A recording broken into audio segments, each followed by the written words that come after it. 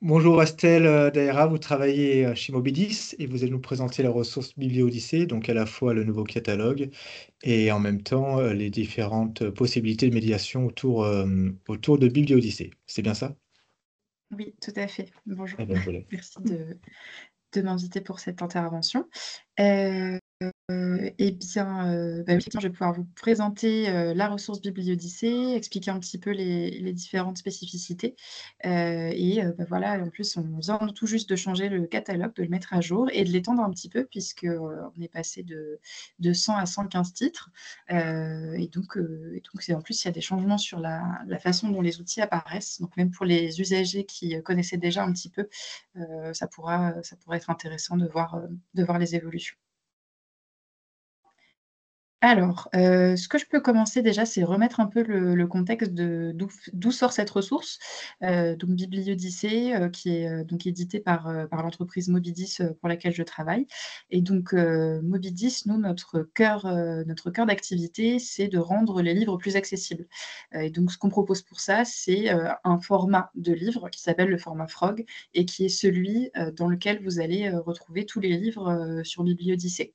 L'idée de ce format Frog, c'est donc, un livre numérique avec l'intégralité du texte, que l'éditeur propose à l'origine et des outils qui vont permettre de mettre en place des aménagements. Des aménagements pour faciliter le décodage du texte, ce qui est souvent très coûteux en énergie pour des enfants qui ont des troubles cognitifs type dyslexie, troubles de l'attention. Donc le décodage, c'est un gros morceau. Ensuite, on a toute la question de l'aide au repérage visuel. Donc on a différents outils qui vont soutenir cet effort d'attention face au texte. Là aussi, intéressant pour des enfants qui vont avoir des troubles de l'attention, des troubles cognitifs, et puis même pour d'autres qui peuvent tout simplement, manquer d'habitude, sur la lecture et qui vont pouvoir bénéficier de ces outils. Et le dernier axe qu'on travaille avec, notre format de livre, c'est la compréhension, puisque comprendre ce qu'on lit, c'est quand même pas mal, pour pouvoir, y prendre plaisir, pour pouvoir rentrer dans l'histoire et en retirer quelque chose à la fin.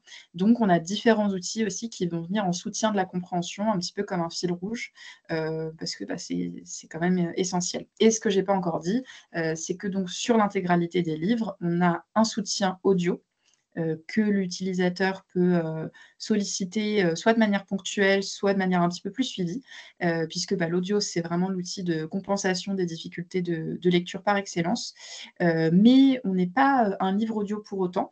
Nous, l'idée, c'est qu'on veut aider le lecteur à prendre des habitudes de lecture visuelle, mais avec ce soutien-là. Donc en fait, ça va rester en parallèle de la version, visuelle du texte, et c'est pas quelque chose où on va pouvoir fermer les yeux et écouter l'intégralité de la piste. Donc on a différents leviers pour ça. Donc voilà, globalement ce qu'il y a dans nos outils. Maintenant, la ressource BiblioDyssée, on a lancé en 2021, et on l'a lancée suite à des demandes qu'on a eues de la part de bibliothèques, suite au covid en particulier, et au fait qu'on avait déjà une offre dans le milieu scolaire qui s'appelle Sondo, qu'on propose au collège et qu'on propose maintenant aussi aux écoles et aux lycées. Donc on a lancé cette collection, pour les portails numériques, de bibliothèques, avec l'idée d'avoir des livres un petit peu grand public, de couvrir une gamme d'âge assez large, puisqu'on a des livres qui vont de la découverte de la lecture autour de 6 ans jusqu'à finalement des livres, pour les lycéens et donc des jeunes adultes et finalement des adultes parce qu'en fin de compte, comment dire? Au revoir là-haut, ça marche très bien à partir du lycée et jusqu'à, il n'y a pas vraiment d'âge limite pour le lire. Donc il y a des livres même qui vont pouvoir concerner les adultes. Le cœur de la cible, ça reste quand même les 6-18 ans. Et donc on a des livres qui sont, des romans, des albums, des documentaires aussi qu'on a cherché un petit peu à intégrer. L'idée étant de permettre à ces lecteurs et notamment à des lecteurs en difficulté qui parfois manquent un petit peu de contenu adapté, par rapport à leurs difficultés, de pouvoir, trouver leur bonheur, dans un catalogue, suffisamment large. Donc voilà un petit peu pour l'offre. Ce que je disais, c'est que, jusqu'ici, on était sur une sélection de 100 titres qu'on renouvelait, à peu près, tous les ans. Et là, donc, on vient de renouveler le catalogue et on a, étendu à 115 titres. Donc il y a environ 40 livres qui sont sortis du catalogue et donc il y en a un peu plus de 50, qui l'ont intégré. Voilà pour la vision du catalogue. Ce qui est intéressant aussi, c'est que je l'ai déjà dit, mais les livres qu'on propose sont donc en version intégrale. On conserve bien l'intégralité du texte. On ne propose pas une simplification. Je le précise parce que parfois, pour des publics empêchés, ça peut être aussi un travail réalisé sur le texte. Mais là, c'est vraiment tel qu'il a été proposé par l'éditeur. D'ailleurs, les livres qu'on propose donc, existent chez les éditeurs et en fait, on s'insère dans la chaîne du livre, puisqu'on va négocier avec les éditeurs l'obtention des droits sur les livres pour pouvoir les proposer dans nos offres et on reverse des droits d'auteur à la clé. Donc, on est bien intégré à cette chaîne-là et on ne se positionne pas sur l'exception handicap, par exemple, parce qu'il y a d'autres acteurs qui passent par ce biais-là. Donc, c'est important de le préciser. Et donc voilà, on négocie avec les éditeurs. Donc ça fait que voilà, aujourd'hui, on travaille avec une bonne cinquantaine d'éditeurs. Il y en a encore certains avec lesquels on ne travaille pas. Donc il y a des livres qu'on n'a pas, qu'on aimerait bien avoir, mais on continue à essayer d'aller les chercher. Et on est preneur, bien sûr, des suggestions si vous en avez. On ne peut pas vous promettre les ajouts de tous les livres, puisque les négociations parfois n'aboutissent pas là où on veut, et puis ça prend du temps d'adapter le livre, mais ça nous permet de savoir quelle direction donner aux collections, donc on est à l'écoute des différentes suggestions. Voilà, j'ai déjà brossé un large tableau. S'il y a des questions, au fur et à mesure, n'hésitez pas. Maintenant, pour la collection Bibliodyssée et surtout la plateforme à laquelle vous allez pouvoir accéder, donc la collection est disponible sur votre portail, donc Sésame 71, et je pense que je vais pouvoir partager mon écran. Donc j'ai pas d'accès à votre portail, mais ça ne m'empêche pas de vous montrer quand même où est-ce que vous allez pouvoir nous retrouver. Hop.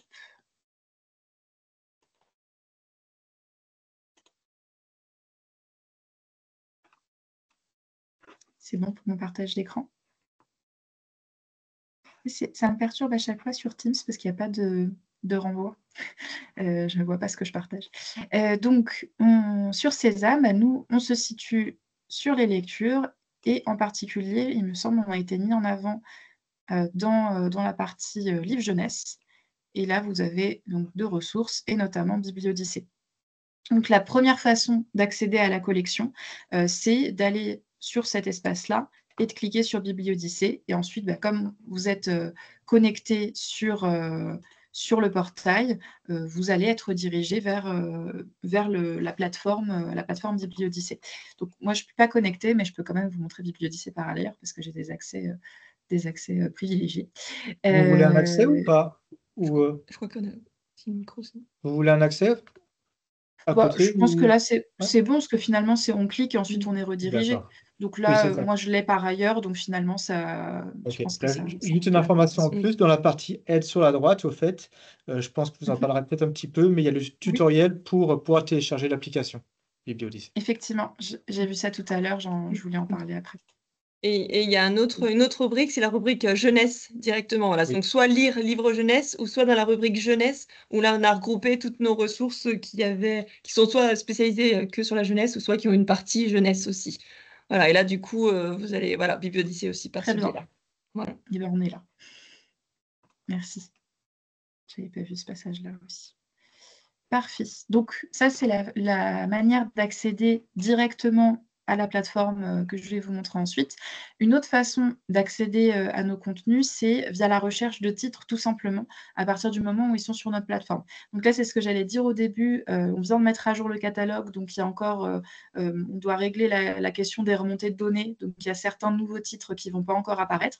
Mais par exemple, si on cherche Valogne, voilà, Aurélie Valogne, on va trouver les références que vous allez avoir en général dans le portail et notamment la référence Bibliodyssée. Donc, vous voyez là, il y a le petit tag Bibliodyssée. Une autre façon de repérer nos livres, c'est la petite patte de grenouille sur le livre. Puisque donc, le format, je l'ai dit, s'appelle le format Frog.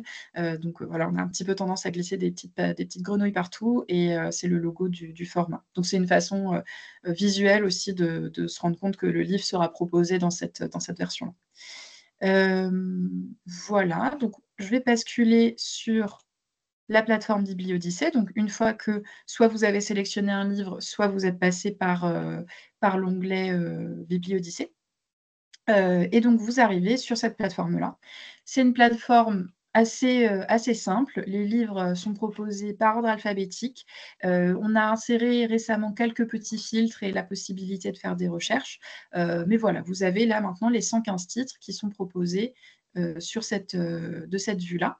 Ce que je disais, donc on a des livres qui vont des plus petits jusqu'à voilà, du jeune adulte. Si on a des albums, on récupère bien les illustrations aussi, je le reprécise, parce que parfois on me pose la question. Donc on a bien l'intégralité du texte et l'intégralité des visuels, des illustrations, s'il y en a. Parfois on les repositionne en fonction des questions d'accessibilité, mais on conserve bien ces œuvres-là. Donc, vous avez toutes ces possibilités de livres. Et quand on choisit son livre, on clique sur la couverture. On a accès à un petit peu plus d'informations, donc le résumé, la catégorie, le détail sur l'éditeur. Et on va pouvoir lancer le livre donc, en cliquant sur « Lire ». Et donc, ça ouvre un autre onglet. Je vais donc changer l'onglet que je partage. Hop. Là, je suis dans J'ai mal aux maths, qui est un petit livre que je recommande. Je recommande tous les livres en général des éditions Talent Haut. Je ne travaille pas pour eux, mais je trouve qu'ils font des choses très intéressantes. Alors, attendez, je me mets dessus. Voilà. Donc, J'ai mal aux maths. Vous avez le livre qui s'ouvre, la page de couverture, toujours notre petite patte de grenouille, les flèches à gauche et à droite de la page pour avancer, reculer dans le livre. Et ce que vous avez aussi, qui peut être pas mal à avoir en tête, en haut à gauche, en cliquant sur le petit menu, vous avez toutes les pages qui apparaissent en bas et ça vous permet d'accéder directement à la page qui vous intéresse. Donc si, bon là c'est un roman, donc on va le lire dans l'ordre, mais on a certains livres, par exemple, ce sont des documentaires. Peut-être qu'en fait on veut feuilleter et aller à un passage directement. Donc on n'est pas obligé de cliquer 50 fois sur la flèche pour y accéder. C'est quand même bon à savoir. Donc là, je suis sur mon texte, donc je vais rentrer dans le détail des outils et vous voyez donc la première chose qui est assez visible, c'est qu'on a un texte qui est plus aéré et surtout qui n'est pas justifié. Et donc ça, c'est une première couche d'accessibilité qu'on propose, parce que finalement, dans la dyslexie, dans les difficultés cognitives de décodage, le fait d'avoir un texte justifié et donc un espacement entre les lettres qui est variable, ça rajoute un petit peu des bâtons dans les roues pour le décodage. Donc c'est pour ça que la première chose qu'on fait, c'est avoir quelque chose de plus aéré et donc qui n'est pas justifié pour que ce soit régulier et donc plus fluide dans le décodage du texte. Donc ça, c'est une première chose qu'on propose. Mais si on désactive le mode avec des outils là-haut en cliquant sur la patte, on a le texte tel qu'il était au départ. Et c'est là qu'on voit que, par exemple, sur la deuxième ligne, on a quelque chose qui est beaucoup plus espacé entre les mots, alors que sur celle-ci, là, rougi, il est tout serré. Et donc ça, c'est ça qui peut poser un petit peu problème. Donc c'est pour ça que voilà, notre première adaptation par défaut, c'est casser la justification et avoir quelque chose de plus aéré. Maintenant, vous avez la boîte à outils en bas, qui est donc la nouvelle version qui n'était pas sur tous les livres BiblioDyssée avant, qui là va être sur 90% du catalogue à peu près. Et donc, la petite flèche vers le haut, je vais voir les différentes adaptations. Ce sont les mêmes que ce qui était proposé auparavant, mais elles sont juste organisées avec une certaine logique pour que l'utilisateur puisse se rendre compte de ce qui va être combinable ou pas. Puisque dans une même colonne, on va avoir des choses qui sont exclusives pour le coup. Donc, on a tous ces outils-là. Je vais un petit peu tout passer en revue. Une première chose qu'on va pouvoir faire, c'est gérer la taille de la police. Donc là, petit a, grand A. Donc, on peut y aller assez fort si on a des difficultés visuelles, des difficultés avec sa vue. Et donc, y aller un peu plus modérément, voilà, de manière un peu plus classique. Donc ça, c'est une première chose. Disons que maintenant, on le retrouve sur beaucoup d'applications, mais ça va sans dire, mais ça va mieux en le disant. Ensuite, l'utilisateur peut gérer la police. Donc, par défaut, on propose la police Arial, qui est identifiée comme étant particulièrement lisible parce que sans fioriture, globalement. Mais on propose aussi la police Open10, que vous connaissez peut-être, qui est donc une police qui a été développée spécialement pour les 10, avec la spécificité d'un empattement en bas des lettres qui va être un peu plus important dans l'objectif de faciliter la distinction des caractères, et notamment des caractères symétriques, le B, le D, le Q, le P, qui sont à l'origine de beaucoup de confusion. Donc, c'est quelque chose qui peut être très débloquant pour faciliter le décodage et donc ce symptôme, éviter un petit peu ce symptôme de confusion des lettres. C'est très débloquant pour certains enfants, et puis il y en a certains à qui ça va moins parler. Et c'est là que le numérique a un intérêt, c'est que chaque utilisateur va pouvoir faire sa petite combinaison en fonction de ce qui va lui correspondre, parce que finalement, même d'un enfant 10 à un autre, on n'a pas forcément les mêmes besoins, on n'a pas forcément la même sensibilité, et donc là, on va essayer de permettre une combinaison très très personnalisée pour coller au plus près et que ce soit confortable pour tout le monde. Et que ça puisse être évolutif aussi, parce que peut-être qu'à un moment, on va avoir besoin de quelque chose et à un autre moment, on n'en aura plus besoin. Voilà. Donc, la police Open 10 et la dernière police, c'est une police Times. Donc là, c'est beaucoup plus traditionnel. Et pour nous, justement, c'est une façon de faire un petit peu le lien avec des supports de lecture traditionnels. Et moi, en tout cas, je suis toujours beaucoup plus confortable en Arial. Sur la colonne suivante, vous avez des outils de coloration. Donc là, l'outil Motus va mettre en avant une coloration au niveau des syllabes. On alterne en rouge et en bleu, et tout ce qui est muet est grisé. Là, l'idée, c'est vraiment soutenir le décodage, séquencer le décodage du texte par le lecteur. De la même façon que la police Open 10, ça peut être très débloquant pour certains enfants. C'est quelque chose qui est parfois choisi dans des adaptations papier. Mais bon, il y a quand même des fois où ça parle un petit peu moins. Donc, c'est quelque chose à tester. Parfois, c'est immédiat. J'ai déjà vu des jeunes qui, dès qu'on leur met ça, disent « Oh, waouh, là, j'ai lu la phrase d'un coup, ça a été très vite ». Donc, ça peut vraiment débloquer le côté fluide de la lecture. Ce qu'on propose aussi, avec le petit bouton son cette fois-ci, c'est de la coloration à nouveau, mais cette fois-ci au niveau des phonèmes. Donc là, on alterne au niveau des sons, toujours en rouge et en bleu. On a les sons un petit peu plus complexes qui vont être proposés en violet. Donc là, j'ai le ye. En général, c'est les ye, les nye, etc. Et donc, cette coloration sur les phonèmes, on ne la propose pas sur tous les livres, c'est plutôt sur les livres niveau globalement primaire, ou en tout cas tout début de collège et moins. Parce que c'est quelque chose qui est parfois plus utilisé dans le cadre de l'apprentissage de la lecture, des méthodes d'apprentissage de la lecture, et donc qui correspond à des lecteurs un peu plus jeunes. Voilà, et donc de toute façon, tous nos livres, il y aura au moins la coloration sur les syllabes. Voilà donc pour cet aspect coloration. Et donc sur la colonne suivante, on a des outils plutôt de repérage visuel. Donc là, avec celui-ci, j'ai une ligne sur deux qui est grisée. C'est assez simple comme adaptation. En fait, on vient accompagner le parcours de l'œil, éviter que le lecteur lise plusieurs fois la même ligne ou en saute plusieurs. Donc c'est vraiment pour aider à se situer dans le texte. Et ça peut être une adaptation assez simple pour les enfants qui se disent qui ont tendance à se tromper entre les lignes. Là, je vous disais justement sur les colonnes, on a des choses qui sont exclusives, donc je ne peux pas avoir la coloration syllabique et phonémique à la fois parce que ça n'aurait pas de sens. Mais là-haut, on a des outils qui viennent un peu en surcouche, et notamment ici, la règle de lecture que je peux saisir avec la souris, que je peux saisir avec le doigt aussi, parce que ça marche très bien sur un support tactile, et qui me permet de suivre ligne par ligne, et donc pareil, d'accompagner le parcours de l'œil. On n'a pas réinventé l'eau chaude. Lire avec une petite règle sur un livre papier, ça marche très bien aussi. Mais là, l'intérêt, c'est de pouvoir combiner avec les autres outils. Et je vous le montre en même temps que cette alternance grise, d'une ligne sur deux, parce que finalement, c'est deux outils qui vont essayer de répondre un petit peu aux mêmes besoins, mais peut-être qu'on va être plus sensible à l'un ou à l'autre, ou peut-être qu'on va avoir besoin des deux pour des enfants qui ont vraiment des difficultés de repérage en espace, type dyspraxie, et qui vont avoir besoin de suivre le texte de manière très assidue, disons. Voilà donc pour la petite règle de lecture, et au passage, je peux vous montrer là-haut la petite lune. On a aussi le mode nuit, qui là est quelque chose qu'on a l'habitude de rencontrer maintenant dans les adaptations. Comme j'avais la coloration, j'avais toujours les lignes, les mots colorés, mais si je la désactive, j'ai bien du blanc sur du foncé. Donc ça peut être plus confortable pour certains.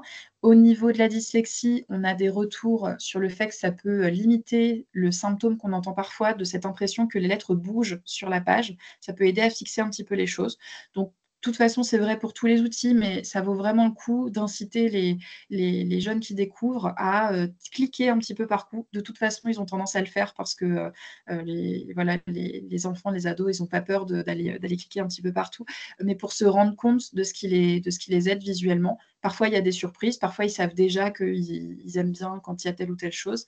Mais voilà, ça peut être intéressant. Ce que j'aime bien quand même ajouter sur l'aspect mode nuit, enfin voilà le contraste, c'est que ça dépend aussi du contexte dans lequel on se trouve et du contexte lumineux surtout.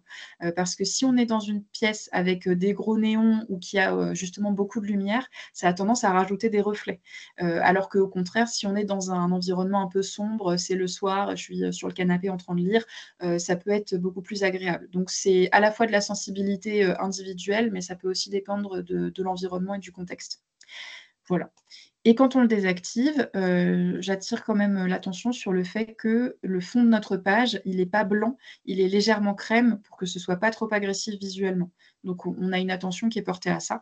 Et ça fait d'ailleurs, même pour les versions papier, ça fait partie des recommandations qu'on fait aux éditeurs parce qu'on est parfois sollicité pour des collections papier, d'avoir une page un petit peu crème et pas blanche, parce que ça fait mal aux yeux, en fait, tout simplement. Donc je reviens à ma petite colonne d'outils de repérage visuel. Donc là, j'avais une ligne sur 2 et en dessous, j'ai cet outil où là, on va avoir ces trames de gris en alternance. Et en fait, ici, ce qu'on met en avant, ce sont des unités de sens. Donc là, c'est un gros morceau de la façon qu'on a d'adapter les textes. On va diviser les phrases, découper les phrases en morceaux de phrases qui sont porteuses de sens.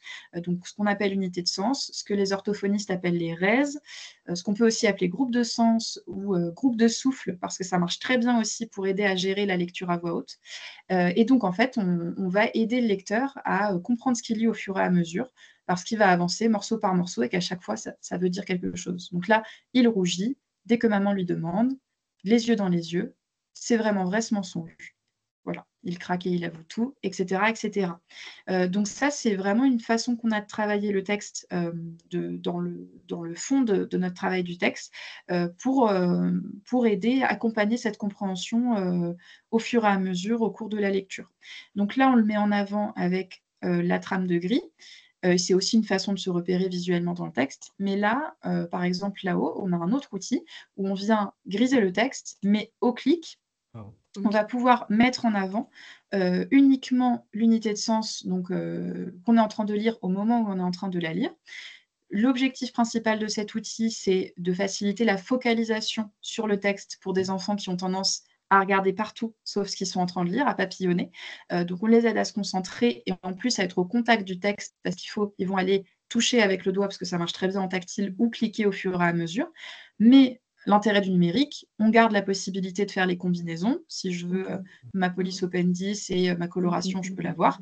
Et on conserve la logique de sens, parce que ce serait dommage de voir cette fenêtre de lecture, mais de couper au milieu d'un mot ou à un moment de la phrase qui correspond à rien.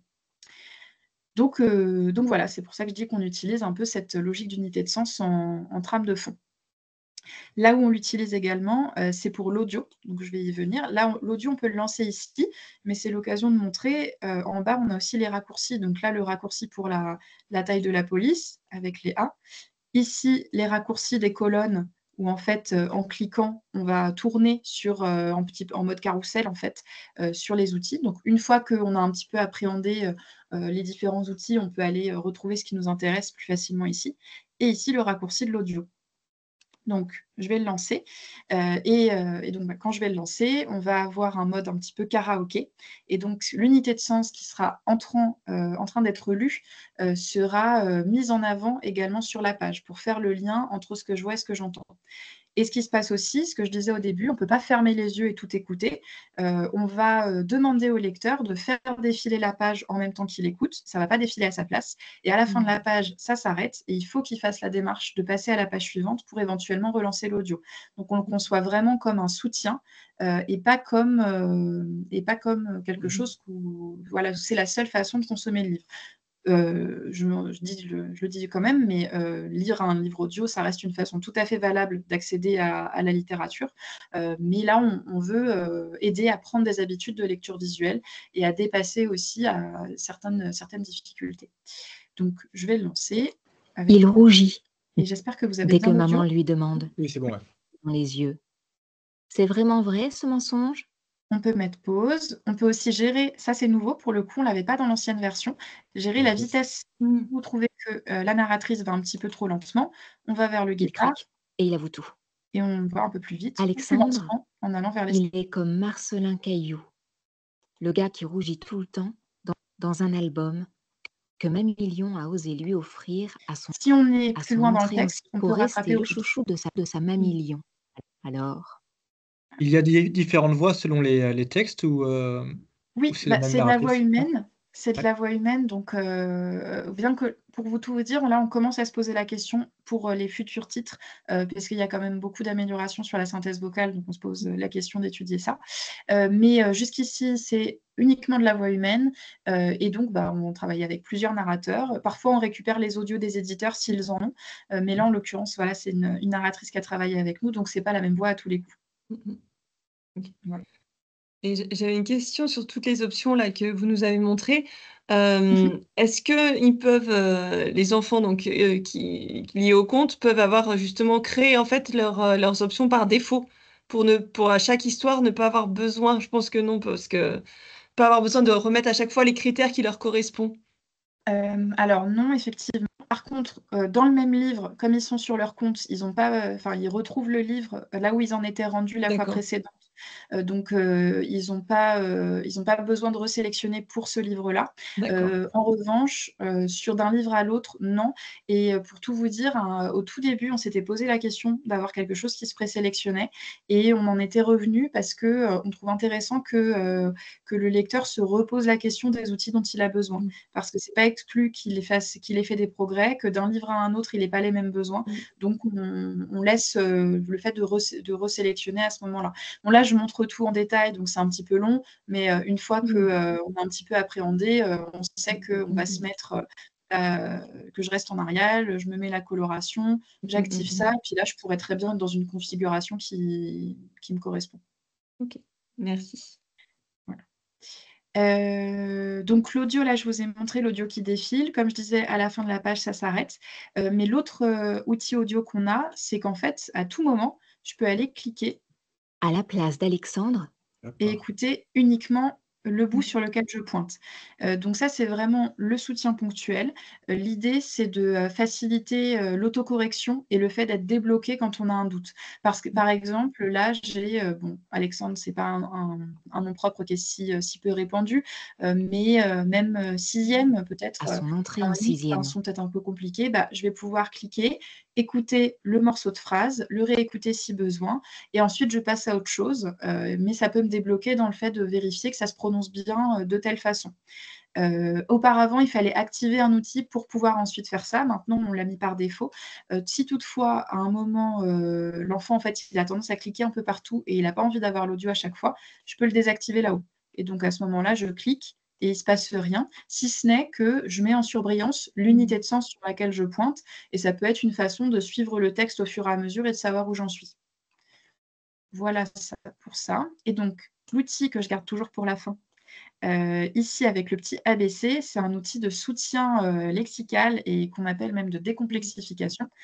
En fait, on va aller, identifier dans le texte des expressions ou des mots qui sont susceptibles de poser problème, soit parce que, c'est un niveau de lexique qui est un petit peu élevé par rapport à la tranche d'âge visée, soit parce que dans le contexte de l'histoire, c'est, un mot ou une expression qui peut avoir plusieurs sens, donc qui revêt une certaine ambiguïté et donc on va proposer une reformulation et je dis bien une reformulation, on ne veut pas une définition sortie du dictionnaire, on veut quelque chose qui permette de débloquer dans le contexte de l'histoire. Donc ces expressions ou ces mots, ils sont, identifiés, parce qu'ils sont soulignés et le lecteur, il peut cliquer Il n'a pas bronché, il n'a pas réagi. et j'ai la reformulation qui apparaît, l'expression ou le mot qui est lu et sa reformulation qui est lue aussi et à nouveau, on fait un peu la boucle, ce que je vois, ce que j'entends, ce que je comprends. En jaune, on a des sujets plutôt de lexique, donc là, Le chouchou, le le préféré. préféré. En jaune, donc des sujets de lexique. Ah, parfait. Et là, j'ai un exemple. En rouge, on traite aussi les inférences dans le texte. Donc, tout ce qui est pronom ambigu, où on ne sait plus de qui on parle. Là, il rougit. Dès que maman lui demande, il, c'est Alexandre dont on est en train de parler. Ouais, ça permet à l'enfant de s'y retrouver un petit peu, au fait, au fil du temps. C'est ça. Tout à fait. Souvent, les enseignants de lettres en particulier, me le disent, c'est, une source de confusion et d'incompréhension, des textes, qui est immense. Donc on va pas faire tous les pronoms non plus parce que si on et on fait pas tous les mots non plus parce que si on soulignait partout, ce serait, rajouter aussi, de la complexité d'aller cliquer partout.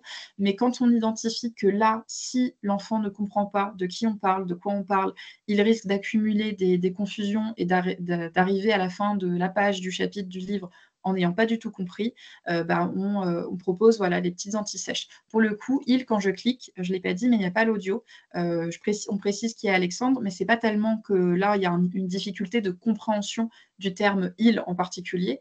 C'est juste une petite anti-sèche pour être sûr de qui est-ce qu'on est en train de parler à ce moment-là. Et je suis ravie d'avoir eu un exemple parce que toutes mes démonstrations dernièrement, comme je ne prends jamais les mêmes livres, j'étais toujours sur des pages où je ne trouvais pas d'exemple, rouge. Donc je suis très contente. Mais retenez ce titre alors Voilà. et cette page. Oui, c'est ça. Oui, mais c'est plus amusant de faire des livres différents à Bien chaque sûr. fois. C'est logique. Ça me permet de vérifier un petit peu aussi certaines choses, mais voilà. Donc là, je vous ai montré tous les outils. Ça fait beaucoup, mais à nouveau, dans la découverte par un utilisateur, il n'a pas besoin de savoir, l'enfant, qu'on appelle ça unité de sens, raise, il n'a pas besoin de savoir même que c'est, phonémique, syllabique. Finalement, c'est, se rendre compte de ce qui débloque visuellement et en général, ils se rendent compte très rapidement. Au début, il peut y avoir un côté un peu gadget, c'est amusant, je clique un petit peu partout. Nous, on se dit que est-ce que finalement c'est un mal que la lecture, ça puisse être un petit peu rigolo? Pas forcément, mais surtout, il y a ce phénomène au début et ensuite, il y a plutôt le côté, ensuite je retire ce qui ne me va pas parce qu'ils se rendent compte, quand il y a trop de choses. C'est assez parlant pour soi-même finalement. Donc on fait assez confiance aux enfants là-dessus. Pour les plus petits, c'est bien quand même qu'il y ait un adulte à côté pour leur montrer. Parfois, bon, plutôt dans le contexte scolaire, mais j'ai des cas d'enseignants plutôt en CP qui me disaient que ils ont montré toutes les adaptations possibles à l'élève, aux élèves d'abord, et ils leur ont donné une contrainte de dire qu'ils pouvaient en activer que 3 à la fois, par exemple. Donc pour voilà, limiter un peu le côté en mettre beaucoup. Mais on fait assez confiance aux jeunes pour découvrir, pour tester et pour se rendre compte de ce qui va les aider. Est-ce que vous aviez d'autres questions sur les outils en particulier? Est-ce que ça vous inspire? Je pose toujours la question. C'est des outils très complets. Pour le C'est coup, ça. je pense qu'on répond aux différents besoins. Mmh. Ça me semble aussi un travail énorme, Oui. pour chaque titre. Je ne sais pas si vous pouvez nous en dire un peu plus par rapport à ça, mais Mmh. Alors, impressionnant. oui, effectivement, mes collègues à la production des livres ne s'ennuient pas. C'est un gros travail. C'était très artisanal au début. Vraiment, chacun des éléments, tout était fait, manuellement. Maintenant, il y a différentes, automatisations dans notre chaîne de production. Donc par exemple, la coloration, c'est quasiment automatisé. Il y a toujours de la vérification humaine derrière, mais c'est en partie automatisé. Et maintenant, même le découpage en unités de sens, qui se faisait auparavant complètement, à la main, il est en partie automatisé à environ 80-90. C'est toujours vérifié par quelqu'un, à la fin, mais voilà. Et ça a été, un travail, de quelqu'un qui était avec nous et qui est parti, faire une thèse depuis, mais pour, réfléchir finalement qu'est-ce que c'est une unité de sens et cetera. Donc on est assez proche aussi des milieux de la recherche, pour ces sujets-là. Donc disons que ça prend toujours beaucoup de temps, surtout la partie narration. Ça, comme, on passe par des personnes, forcément, faut le temps de lire un livre. Là, il fait 46 pages, donc il est pas si long, mais quand on adapte, Gargantua pour le bac, c'est autre chose. Donc c'est vrai que ça prend pas mal de temps. Mais il y a des choses qui prennent moins de temps qu'avant parce qu'on a comment dire? Amélioré le processus de production. Et là, je vous ai pas montré un livre, je vous ai montré un livre avec voici quelques illustrations quand même, mais c'est vrai que parfois il y a des travails de maquettes, qui sont, très complexes aussi et le collègue qui est maquettiste s'arrache un peu les cheveux sur certains livres, mais on y arrive et je peux vous montrer justement des documentaires là qui sont nouveaux dans le catalogue. Je vais aller alors mince, je crois que je partage plus mon écran. Oui. Attendez, je remets ça. Hop, Bibliodyssée, c'est bon. On a donc quelques documentaires, là par exemple les Fleurus, Petites et grandes questions. Et on a fait cette année des livres avec Larousse. Donc on a fait un livre de cuisine, qui je ne sais plus où il est, mais je sais qu'on l'a ajouté au catalogue. Donc voilà, mes recettes gourmandes. Donc là, livre de recettes aussi, ça peut être un peu amusant à retrouver.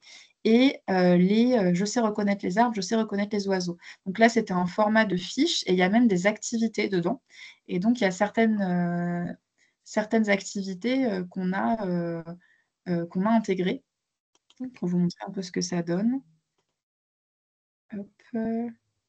Donc là, par exemple, j'ai l'affiche sur le cerisier. Donc, on retrouve les petites images, mais tout ça, numérisé, ça a été un petit peu... c'est une certaine complexité. Puis de réfléchir finalement comment est-ce qu'on conserve l'expérience de lecture du documentaire avec, il y en a un petit peu partout, j'ai mes petites infos, etc. Mais en le rendant accessible. Donc là, on le remet sur une format de page où il y a un ordre de lecture qui est plus évident. Et il y a quelques illustrations avec des bulles. Et dans le cas des bulles, on n'a pas toutes les adaptations du texte dans la bulle. Par contre, on a l'audio. Si je clique, J'adore mes boucles d'oreilles. si je clique sur l'illustration, on a le son de la bulle. Donc voilà. Après, je pense qu'à la fin, voilà, on a les illustrations, on les retrouve. On retrouve même ça. À ne pas confondre. On va avoir l'audio. Et toujours les petites fiches. Donc, on essaie de reproduire un peu ce qu'il y avait dans la version papier, mais en la rendant un petit peu plus accessible. Et donc là, j'ai mes fiches. Et c'est vrai que oui, si on désactive le mode avec des outils, en fait, on se rend compte, la page à l'origine, elle ressemblait à ça. Mais on peut le retrouver. Et est-ce que j'ai mes pages d'activité? Oui, par exemple là. Donc là, c'est une petite activité calcul et donc on peut le mettre en fait. C'est Donc, excellent. Ouais, c'est excellent. je ne sais plus c'est quoi la réponse. Si je l'avais déjà mis, ça doit être 3. Mais c'est ça, avec papier, on ne peut pas faire. On peut pas Oui, écrire c'est sur ça. le livre. C'est clair. C'est même On peut une belle éditer plus-value. et les solutions. Super. Ah bah oui, c'est vrai, puisque effectivement, quand c'est son livre à soi, on peut écrire dessus, mais on Ah n'écrit oui, pas mais sur en les bibliothèque, non. Ça me fait penser en termes de médiation pour le coup, parce et là, il y a pas mal d'usages individuels, on va dire, pour Bibliodyssée. En termes d'usage collectif, notamment, je pense à une classe, et cetera, ou une activité pour la bibliothèque. Déjà, il y a des droits autour de ça ou pas? Vous laissez la possibilité pour que ça soit fait en classe? À partir du moment où les utilisateurs passent par un parcours qui est prévu, donc parce qu'ils sont adhérents à Ouais. votre réseau, c'est bon pour nous. Il n'y a pas D'accord. de problème. Ok, bah, je Là-dessus, pense que c'est des choses à reprendre, ça, qui peut être très Ouais. intéressant. Ouais. Sur les documentaires, oui, complètement. Complètement. les documentaires, c'est quelque chose qu'on nous a demandé à un moment, notamment pour des élèves, pour des enfants qui sont peu lecteurs et qui ont des troubles cognitifs. Parfois, ils ont du mal à accrocher à la fiction. Et le documentaire, c'est une façon de rentrer dans la lecture sans être dans la fiction. Et même pour des enfants, par exemple, qui ont des troubles du spectre autistique, qui ne vont pas forcément être concernés par le problème de décodage du texte, mais qui peuvent avoir des sujets d'attention et un sujet aussi d'intérêt sur la fiction. Donc, c'est quelque chose qu'on avait intégré aussi dans cette optique-là. Et puis, en plus, ça a été quand même... le maquettiste s'est un peu arraché les cheveux, mais ça a été des réunions très intéressantes chez nous pour savoir qu'est-ce qu'on allait faire de ces livres-là et qu'est-ce qu'on allait faire des activités. Et effectivement, pour l'aspect lecture collectif, ce que je pourrais vous renvoyer, qu'on avait diffusé, c'est un petit jeu de piste qui peut guider une utilisation et qui peut, pourquoi pas, se faire en collectif lors d'une visite de classe en bibliothèque, par exemple, pour leur faire découvrir Bibliodyssée et aller manipuler un petit peu les outils. Donc ça, c'est quelque chose. Et après, dans les cas d'usage, il y a le fait de travailler la lecture à voix haute, quand côté scolaire, il y a le travail de l'affluence qui est assez important. Donc le fait que chacun puisse avoir le livre, mettre les adaptations qui lui convient, mais pouvoir participer à la prise à la lecture collectivement, ça marche plutôt bien. Et ce qui peut être intéressant ici, c'est pourquoi pas utiliser ces ressources-là s'il y a des animations en bibliothèque de type lecture d'albums, puisque si vous avez de quoi projeter, ça peut permettre de mettre l'illustration en grand et d'interagir peut-être un peu différemment. Puis c'est des textes, voilà, en fonction de si vous les avez, ou de mettre du texte aussi pour permettre en grand un peu d'y participer. Donc ça peut être une ressource aussi dans laquelle piocher finalement les ressources dans ces contextes-là. On est preneur du jeu de piste, parce que même pour les bibliothèques qui travaillent dans notre réseau beaucoup, puis ailleurs, mais avec des classes, ça peut très bien introduire, faire une séance qui peut être très intéressante. Ouais, complètement. Vous voyez le lien après. Voilà. Je vous renverrai ça. Merci. Voilà, ce que j'ai pas intéressé. Ouais. Ce que je vous ai pas montré, c'est l'aspect application. Donc vous l'avez mentionné tout à l'heure, puisque le tuto est proposé sur votre portail. Mais pour l'expliquer la procédure ici, donc on a une application qui existe, BiblioDyssée, sur Android, sur Apple, sur les appareils Apple, et qui est téléchargeable gratuitement par n'importe qui. Maintenant, la question, c'est comment on fait pour avoir les livres dessus. Et donc, à partir du moment où l'usager il passe par votre portail, une fois qu'il est dans l'interface BiblioDyssée, il a là-haut le petit menu, obtenir un code pour l'application, ça me génère un code, et en fait, sur l'application, l'utilisateur, ce qu'il a à faire, c'est mettre le code sur l'application et ça lui débloque l'accès au livre. Il n'y a pas plus simple. C'est facile. Ouais. Pour l'instant, on sait qu'il y a d'autres choses qui existent, mais là, c'est top. Ouais. C'est plutôt effectivement simple. Et donc, une fois que tous les livres sont sur l'application, il faut quand même le télécharger un moment avec Internet. Mais une fois qu'il est téléchargé, on peut y accéder ensuite hors connexion. Donc, pour des ados, par exemple, qui ont des habitudes de lecture un peu nomades, c'est ce qu'on nous rapporte parfois, lire dans le bus, sur le téléphone, ils peuvent télécharger le livre et ensuite l'avoir sur le téléphone dans le bus.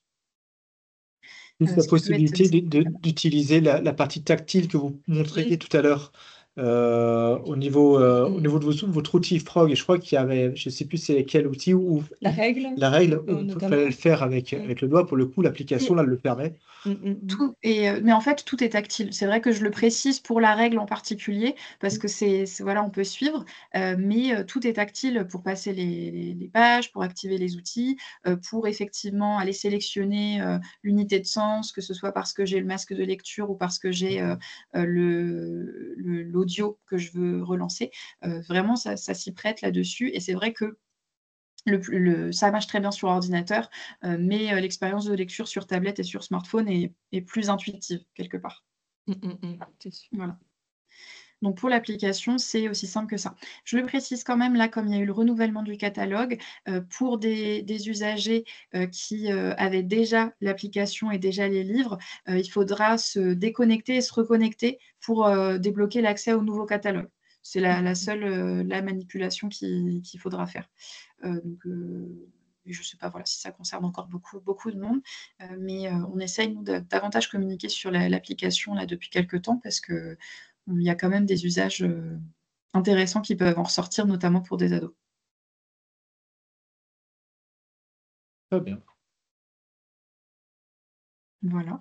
Je pense que j'ai passé en revue pas mal de choses. Est-ce que vous aviez d'autres questions, remarques, souhaits de choses, de support aussi? Parce que c'est vrai que je me suis pas forcément présentée au début, mais je m'occupe de la partie aussi accompagnement. Donc justement les supports un peu de médiation, d'activités, de tutoriels. On essaye de réfléchir à proposer des choses qui vont faciliter les choses pour vous derrière. Donc s'il y a des choses qui n'existent pas encore, et qui vous sembleraient intéressantes, c'est sans doute qu'elles ne seront pas intéressantes que pour vous, mais aussi pour toutes les autres bibliothèques. Donc n'hésitez pas. Alors on a Sandrine qui demande de montrer un album. demande de montrer un album. bien sûr. Qu'est-ce que j'ai? J'ai Clic et Cloc, j'ai Chien pourri, j'ai Départ en vacances. S'il y a quelque chose qui vous inspire au fur et à mesure. Je sais Chien que j'ai pourri, La ben Ah, merci. Trace, Chien pourri? Chien pourri. Ah, Ouais. on a été ravis d'avoir les droits pour Ah Chien oui, pourri. Ah oui, oui, c'est cool. me doute. Ça a été une petite fête chez nous. Chien pourri arrive. Hop.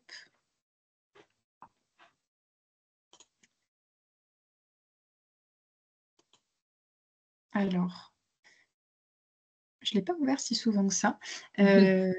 Là, c'est la dédicace. Donc souvent, ce qu'on fait, c'est qu'en fait, on va séparer, surtout les pages d'illustration pleines, on va les séparer des pages de texte. Donc l'idée, c'est, d'avoir le moment un peu, contemplatif, sur l'illustration, qui est très jolie celle-ci d'ailleurs, et de pouvoir ensuite avoir le texte. Quand c'est des illustrations qui sont plus petites, on va les insérer sur la page de texte, mais sinon, on va avoir un petit peu cette séparation-là, le moment de lecture et le moment de contemplation. Je pense que là, ça doit dépendre un petit peu. Voilà, quand c'est plus petit, on va l'intégrer.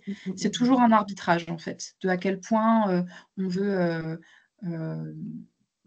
avoir une expérience de lecture, agréable, et tout en gardant en tête la question d'accessibilité. Parce que souvent, quand on a vraiment l'illustration, pleine qui est à côté, du texte, on a des enfants qui sont un peu, filous, qui vont, pas faire semblant de lire, mais qui vont, dire que, ils ont compris parce qu'ils ont vu que dans l'illustration, il se passait ça et qui, en fait, font pas forcément la lecture par ailleurs. Donc là, on essaye un petit peu de dissocier, ces moments. Voilà ce que je peux en dire. Par rapport au support de médiation, alors, c'est peut-être pas enfin, voilà, c'est une idée, hein, mais, c'est vrai qu'on a notamment une ressource de notre catalogue qui, nous envoie, alors c'est un peu à l'année, mais, à chaque fois des idées de posts pour nos réseaux sociaux. Là, je me dis peut-être que ça pourrait être, bah, quand justement il y a des nouveautés dans le catalogue, entre guillemets, nous pré-mâcher un peu le travail, mais voilà, Oui, ça. de nous donner les titres, un visuel, parce que voilà, c'est notre ressource nous fait nous créer un visuel, nous créer un petit texte et nous, entre guillemets, on n'a plus qu'à choisir, parce qu'ils nous en envoient beaucoup, celui qu'on va mettre sur les réseaux sociaux et ça nous permet régulièrement, bah, du coup, on parle un peu de cette ressource-là sur les réseaux sociaux parce que c'est hyper facile pour nous de le mettre en place. Je me dis que là, pour Bibliodyssée, ça pourrait être au moins quand il y a peut-être, une nouveauté dans le catalogue, enfin, je sais pas la fréquence, en fait, des nouveautés, de vos négociations, mais peut-être ça pourrait être en tout cas nous avertir, Ouais, puis avec par le un même système. gabarit, comme ça permet de Ouais. récupérer en plus, on va dire, l'outil, la ressource. Donc voilà, après c'est une idée, mais voilà, ça c'est quelque chose qui nous intéresserait, qui permettrait de mettre en valeur, Bibliodyssée aussi, pouvoir en C'est reparler quelque chose qui est régulièrement sur déjà les réseaux. vous avez raison, j'en reparlerai, à l'équipe, communication, justement, qu'il y a des choses qui sont prévues. Déjà, alors p juste quand même pour les livres, là, le catalogue a été mis à jour avec les 115 titres et il y aura pas d'ajout, enfin, 115 titres, ceci dit, il m'en manque encore 3 qui doivent être publiés ce mois-ci. Notamment, Nos corps jugés, qui, je ne sais pas si vous en avez entendu parler de ce titre, mais qui est assez fort déjà et qui, fait partie, enfin, qui a remporté la sélection Babelio l'année dernière, du prix Babelio et qui fait toujours partie de la sélection cette année, comme il a remporté le prix. Et d'ailleurs, dans la même catégorie, on a Chambre 213 qui a gagné Ah oui. aussi, le prix Babelio, que là est déjà dans le catalogue et qui est toujours pour cette année pour la sélection des ados, OK. ados Babelio. OK. Et donc, Cela dit, ce ça que je veux peut dire, c'est que par contre oui?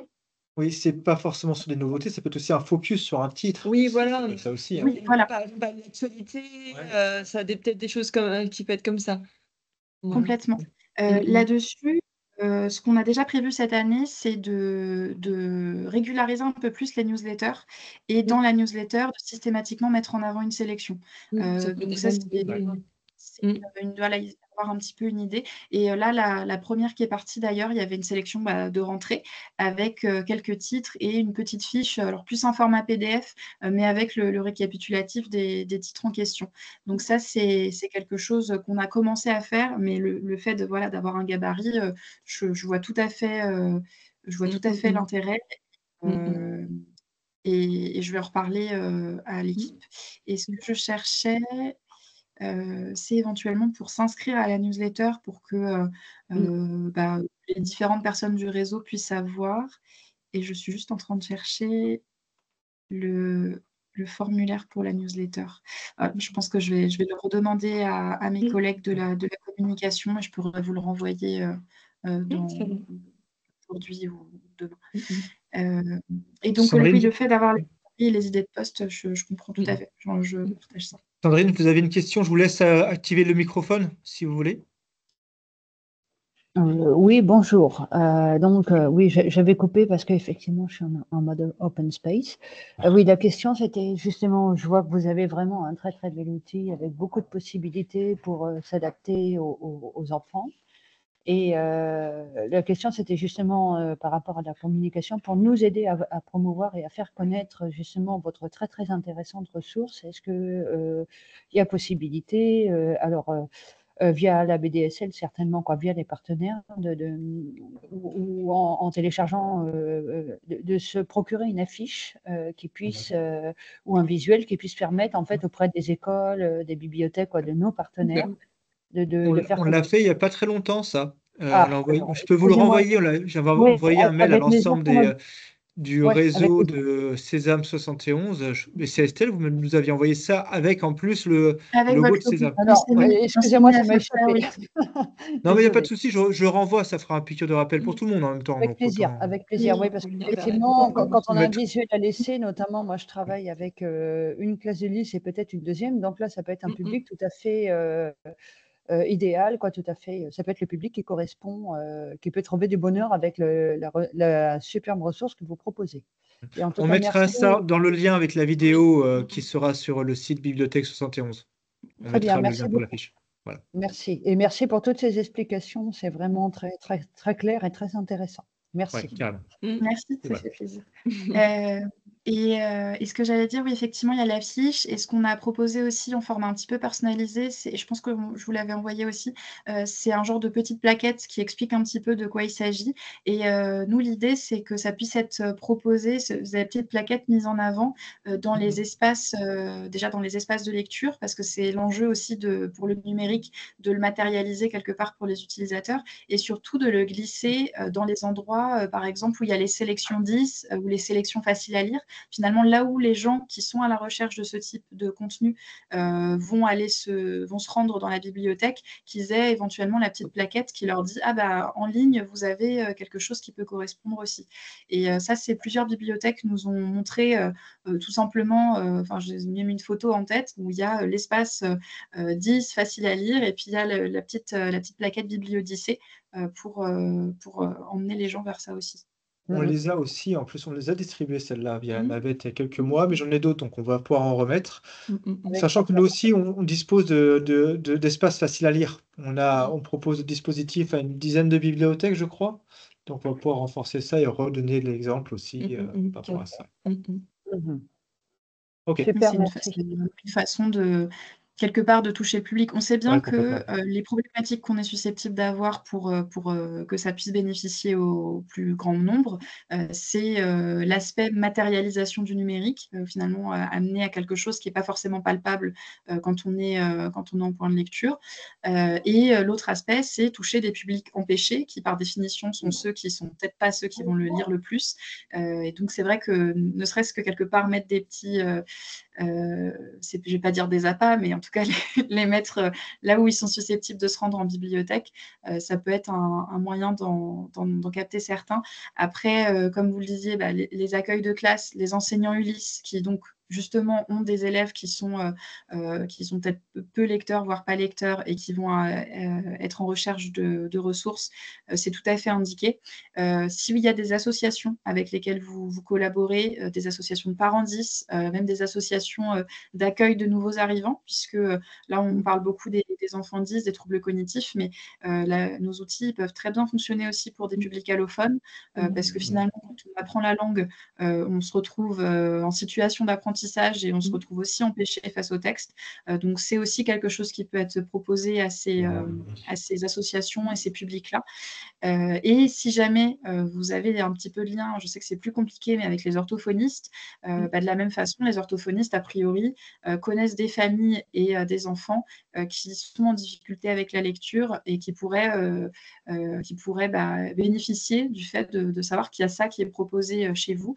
Et en plus, pour les familles, voilà, les bibliothèques, c'est un coût qu'ils n'ont pas besoin de mettre par rapport à enfin voilà, au fait d'aller trouver des supports spécialisés pour leurs enfants. Donc voilà, c'est différentes pistes pour aller trouver les personnes qui vont Ouais, peut-être pouvoir bénéficier de tout effectivement, ça. parce que c'est fort, tout ce que vous dites, c'est formidable. Et effectivement, moi, je suis dans un secteur en rural où il y a déjà une fracture numérique du fait de la couverture et du débit qui pose aussi souci. Et effectivement, au niveau des publics, même par rapport au portail Sésame et notamment, entre autres, avec votre ressource, il y a un énorme travail à faire pour faire connaître, etc. On a vraiment toutes voilà, de jolies perspectives pour faire connaître. Et effectivement, quand on voit des enfants 10, effectivement, il y a une bibliothécaire qui en a identifié. Donc, ça peut être effectivement extrêmement. Et puis pour eux, c'est captif. On leur montre un écran, tout de suite, on a la moitié de leur attention, quoi. Donc, c'est bien. C'est un Voilà. c'est un super outil. C'est vrai que bon, c'est le sujet un peu sensible sur les écrans, mais ce qu'on nous dit quand même pas mal, et notamment ce qui est revenu dans les utilisateurs plutôt de milieu scolaire, c'est finalement, ça les attire plus au début. Il y a moins d'appréhension au fait d'aller lire. Ouais, Et, ouais. et rien que ça, après, si derrière ils lisent, que ce soit si c'est sur un téléphone, en fait, s'ils lisent, ils lisent. Et ça, c'est assez fort. Et puis, il y a à la fois l'aspect, comment dire, attirance vers l'écran, mais il y a aussi quelque chose que je vois parfois, c'est que le livre, c'est un objet qui est quand même chargé symboliquement. Et parfois, quand on est dans un milieu social où on n'a pas forcément eu beaucoup accès aux livres, où justement on est en difficulté avec la lecture, ça fait peur aussi, un livre, ça peut faire peur. Et les numériques, même si c'est un livre qu'il y a dessus, souffre pas de cette aura qui peut faire un petit peu peur pour ceux qui justement sont éloignés du livre. Et c'est vrai que là, il y a une carte à jouer aussi pour amener des jeunes vers la lecture avec ces outils-là qui n'iraient pas forcément, pour plein de raisons, vers les autres supports. Et ça me fait penser, est-ce que vous avez des tablettes en circulation dans le réseau, peut-être Alors, en prêt ou sur site? Alors, au niveau du réseau de bibliothèques Brest-Revermont 71, on a malheureusement, on n'a même pas d'ordinateur auquel le public peut se connecter à un catalogue. On est vraiment à la préhistoire, hein, nous. Hein. On a un énorme boulot. Et effectivement, mettre à disposition des tablettes, c'est quelque chose auquel je réfléchis justement. Pour pouvoir faire. Moi, quand je me déplace d'une bibliothèque à l'autre, ça permet d'en avoir au moins une ou deux et de faire partager la ressource en la déplaçant, quoi.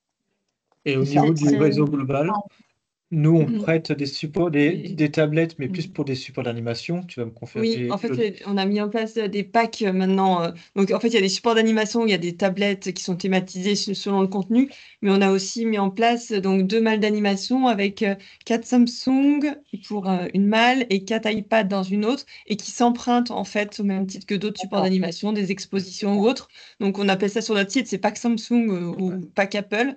Et pour une durée de 5 semaines renouvelable, les bibliothèques peuvent réserver et voilà, ponctuellement comme ça, soit pour une animation, mais ça peut être aussi pour la promotion de Sésame, les empruntés. Hein. Et Super, après, ouais. donc Sésame a 2 ans. Donc on propose Bibliodyssée aussi depuis 2 ans seulement.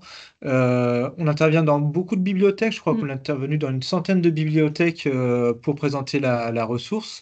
Et généralement, quand on a le temps, mais on le fait, on montre aussi l'outil sur soit si on n'a pas la tablette, voilà, on montre la possibilité qu'il y ait cet outil-là sur un support nomade, soit on montre à partir de notre smartphone, voilà, le fait que quasiment chaque ressource, dont Bibliodyssée, propose l'équivalent sur Tablette. tablette et smartphone. D'accord. Voilà. Tout à Très bien. fait. Parce que je le mentionne parce que c'est vrai que ne serait-ce que pour les moments de présentation, ce qui marche le mieux, c'est de montrer. Parce que là, bon, je présente toujours un petit peu globalement au début, mais tant qu'on en parle, c'est un peu vague. Et une fois qu'on montre, en général, c'est beaucoup plus Oui, c'est clair. parlant. C'est clair. Tout à fait. Et il y a toujours, je veux dire, on connaît tous quelqu'un qui est en difficulté avec la lecture, en général, et on se rend compte en fait, peut-être qu'il y a un outil qui va plus nous parler qu'un autre, mais c'est ça aussi qui peut faire les déclics, de se dire: «Ah oui, il y a quelque chose à aller faire avec ça». Donc s'il y a l'occasion d'avoir des supports pour montrer, et c'est vrai que ne serait-ce qu'un smartphone, ça Oui. permet de montrer que c'est simple aussi, Et c'est Tout vrai à fait. qu'aujourd'hui, on n'est pas nombreux là pour Mmh. suivre ce webinaire, et c'est bien fort dommage d'ailleurs. Mais voilà, on n'aura pas eu de retour d'autres bibliothèques pour savoir, mais je pense qu'il y en a quelques-unes quand même qui ont des outils, souvent des iPads et qui le montrent et qui font les démonstrations aussi pour mettre en avant différentes ressources, pas seulement la vôtre d'ailleurs, Caféine aussi, pour donner un autre exemple. Voilà l'utilité des différentes ressources sur ces outils-là. Mhm. Voilà. Super. Ben, je crois qu'on a fait le tour. Très bien. Oui. Ben, Eh ben, un grand merci en tout cas, c'était extrêmement enrichissant, extrêmement intéressant et ça a été, voilà, j'ai beaucoup apprécié de participer à cette présentation. Merci. merci. Merci beaucoup Estelle. Et là, je vais arrêter l'enregistrement. Hop. Merci. Mais merci.